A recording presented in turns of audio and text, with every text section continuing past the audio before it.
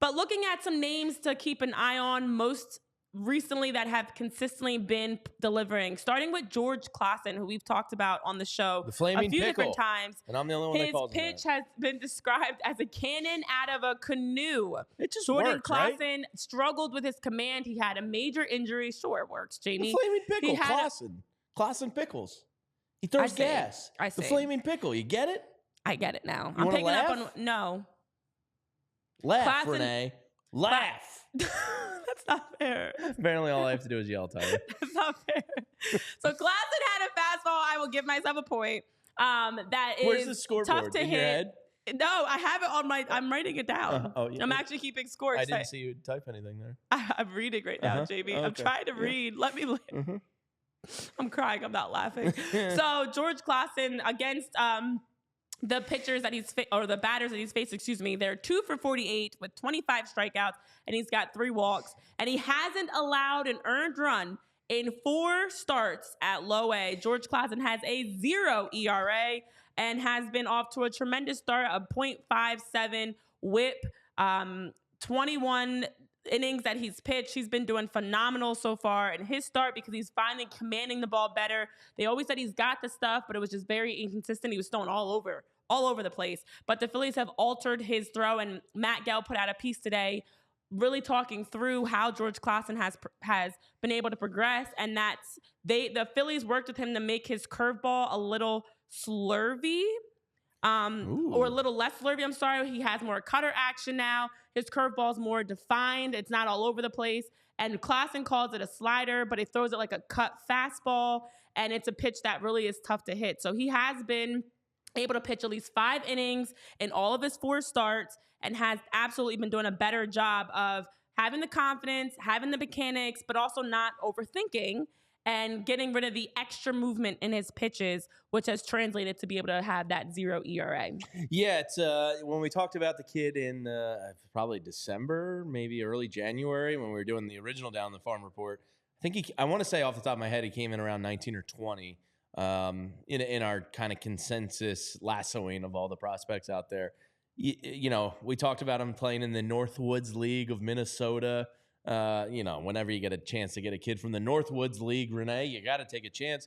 But our general consensus was, wow, this kid's got gas. He's got stuff, but he can't throw strikes to save his life. And now, probably being in the system and working with the Phillies pitching coaches, maybe it was something mechanical that they changed. Whatever it may be, he found the ability to throw strikes. And he's phenomenal. Yeah, I mean, his whip is .57. So that shows you he's not walking guys. Mm-hmm. He's got command of his pitches now. 21 innings, 32 strikeouts. When we talked to, was it Aiden Miller or Justin Crawford? I think it was Aiden Miller. Said, yeah, I just, we were like, who's impressed you so far in camp so far? And he's like, man, I faced George Klassen the other day, and he said that's the hardest thrower I've come across yet. Yeah. So this kid developed the ability to throw strikes. He's going to be one of these kids next year when we do a Down on the Farm report that's probably, at this rate, he's probably going to be like in that, 9 to 14 range, possibility of cracking the top 10 if he keeps this up. It's really, really impressive. And in Matt Gelb's piece today, I think his old Minnesota college baseball coach described him. You didn't read this, did you? You did? I don't know, Jamie. Did you read it, Renee? Did you read the quote? Did you? Because I don't remember. And you were starting to side-eye me, and I don't want to do it. Which quote is it, Jamie? The cannon out of the canoe? You did? Damn it. Missed that one. But yes, there's a lot to another laugh. There's a lot to like about this kid. Hopefully he keeps it up. Jamie, do you just have the Mr. Softy song in your head at all times? Like, what goes on in your head when Renee's talking? Sometimes I'm reading when she's reading. Sometimes I'm getting my stats all lined up. Sometimes I'm actually working. I'm not just, Homer Simpson has the 2 monkeys with the symbols. With the symbols in his head. I'm not that all the time. I missed the quote. I heard you mention Matt Gelb. I did not hear the quote. Are you laughing? It's okay. Is that another laugh? I wrote it down. Did you mark that down? I just continued into one long laugh, though, to knock out all the laughs. But that quote's awesome. A cannon out of a canoe? Like, what the hell does that even mean? Chaos. Yeah. Because his pitch has been, they said it was just all over the place. Yeah. Like, he was hitting people. It was all over the place because he also dealt with going into college he had to get Tommy John surgery, actually. Good, it's already And out of the so way. Got that done. And then Preston Mattingly was even saying, We'll like have Preston. to get Preston on again. Yeah, it's been too long. It's been too long since we talked to Preston. Hi, Preston. Preston Mattingly was just saying, and actually I lost, that how he's now, what's helped him be good is he's been able to transition his wild pitches into consistent pitches that now is a massive weapon because he's getting in the zone a little bit more and not I would all say over so the with a box. .57 whip. Yeah. That means he ain't walking people. Correct. I've got to imagine that. Where are you, Tyler? Where are you? So, it doesn't matter. Yes, it does.